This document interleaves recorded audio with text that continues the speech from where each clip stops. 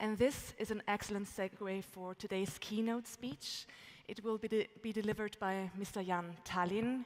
He is one of the leading voices on artificial intelligence and especially its risks. And among many, many other things, he's also the co-founder of the Cambridge Center for the Study of Existential Risks. Mr. Tallinn, the stage is yours.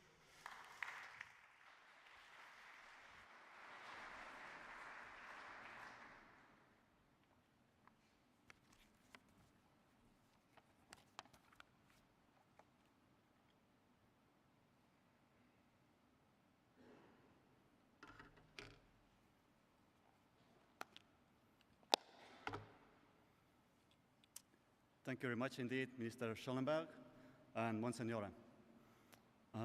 It is an honor, of course, to be here in Vienna. It's actually one of my favorite cities in the world, among ministers, ambassadors, diplomats, and experts. And it's deeply heartening to witness the largest ever convening of voices on the issue of autonomous weapons systems.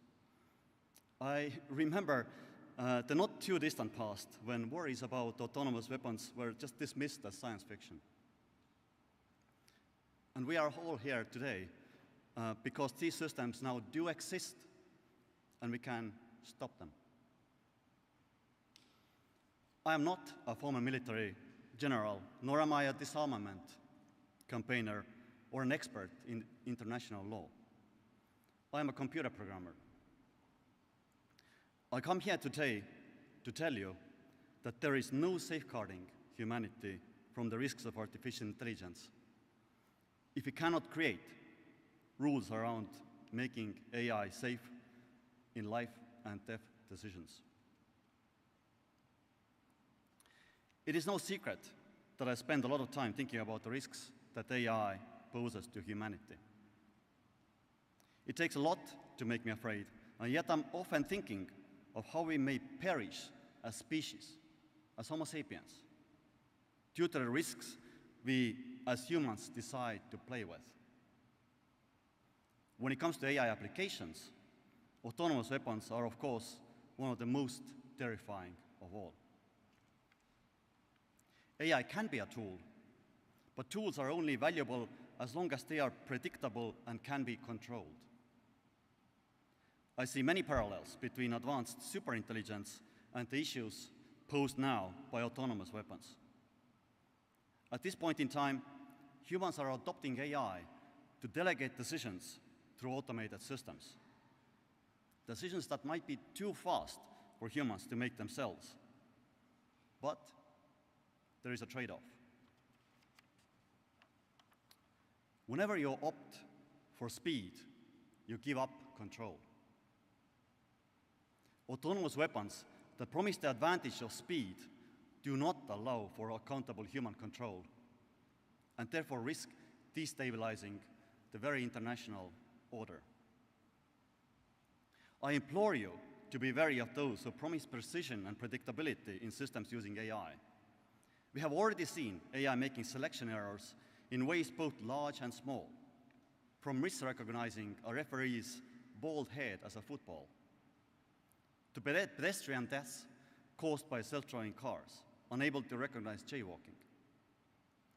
We must be extremely cautious about relying on the accuracy of these systems, whether in the military or civilian sectors. Accidental errors caused by autonomous weapons have the potential to spark the kinds of wars that should never be waged. No autonomous weapon should be designed or used to target human, nor should it be used to distinguish between one human and another. However, even when autonomous weapons become able to perfectly distinguish between humans, they will make it significantly easier to carry out genocides and target the killings that seek specific human characteristics. So, if there's just one thing you remember from my address today, let it be this. We cannot allow the use of autonomous weapons to target humans. If we allow this practice to become the accepted norm, the world will forever change. I'm an Estonian, and I grew up in Tallinn under Soviet rule. In 1991, I barely escaped the military draft to Soviet army, as the year I turned 19 was also exactly the year when my country reached independence. Before that, my parents made me learn the French horn to make it more likely that I end up in a military orchestra when drafted and not sent to Afghanistan, as many 18 and 19-year-olds before me. I often hear autonomous weapons manufacturers promising fewer troops on the battlefield and supposedly fewer casualties too. We've heard this before during the emergence of drone warfare. It wasn't true then, and it's not true now. AI is currently being used in several armed conflicts around the world, and yet we are seeing unprecedented levels of civilian deaths in those regions.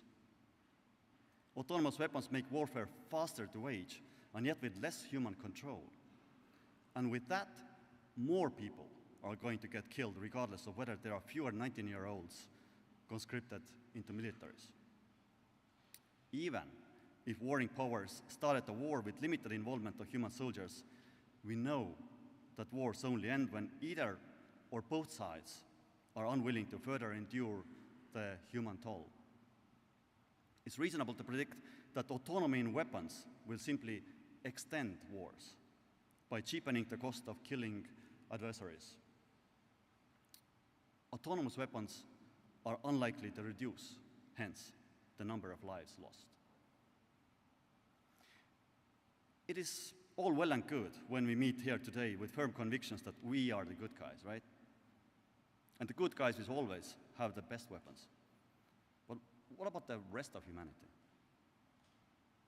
A few years ago, I visited an Estonian arms manufacturer in Tallinn, and the CEO claimed that autonomous weapons would be great for Estonia, as the technology supposedly favors the little guy. I pointed out that Estonia is just not little enough to be the little guy. Had to consider non-state actors and terrorist groups. And after I had said that, the atmosphere of that meeting suddenly became very awkward. A relatively famous friend of mine, who I will not mention his name, told me that he now doesn't do public talks, especially outside spaces in person anymore, because he's afraid of drone assassinations.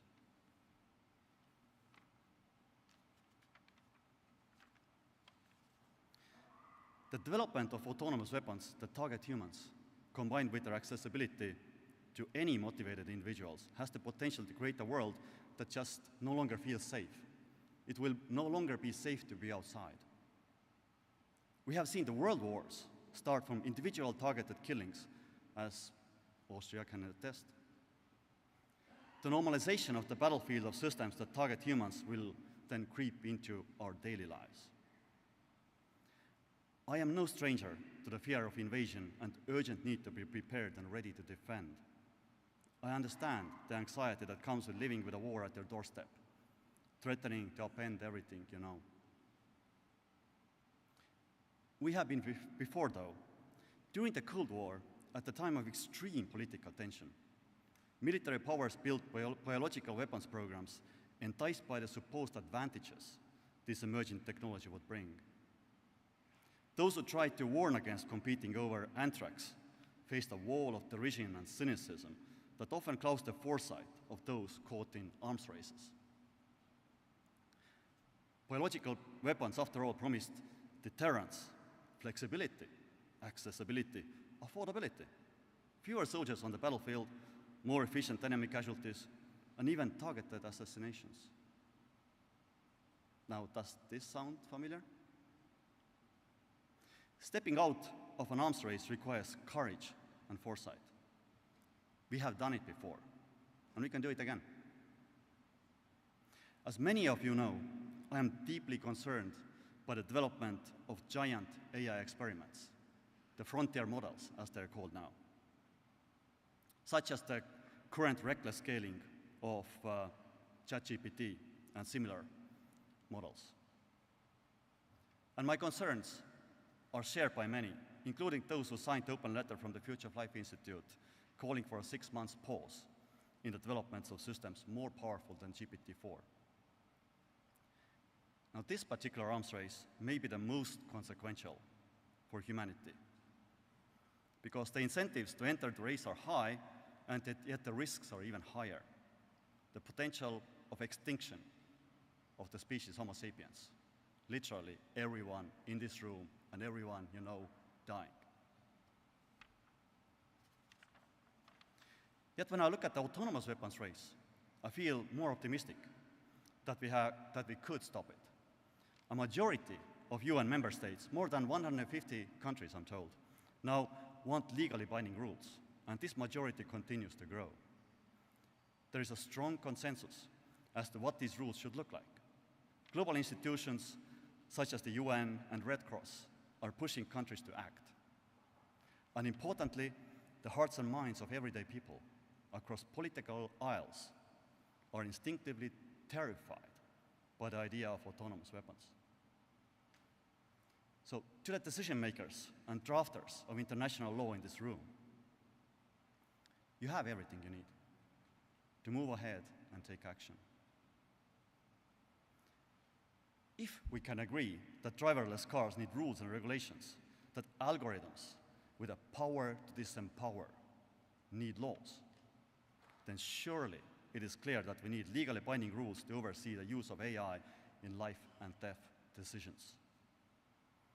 Regardless of what your convictions are around autonomous weapons, it is not enough to say that, oh, we have no choice, and our adversaries are pursuing them, so what can we do?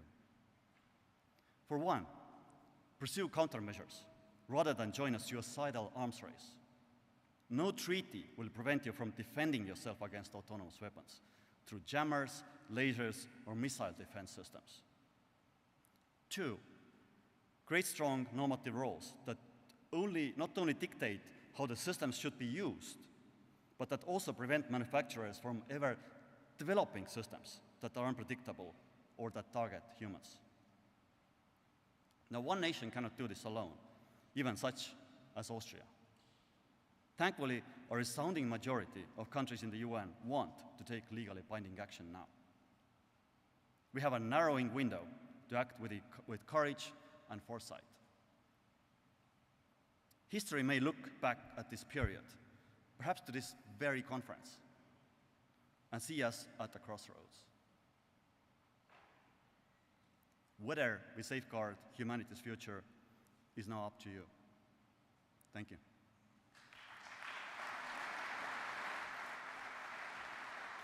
Thank you.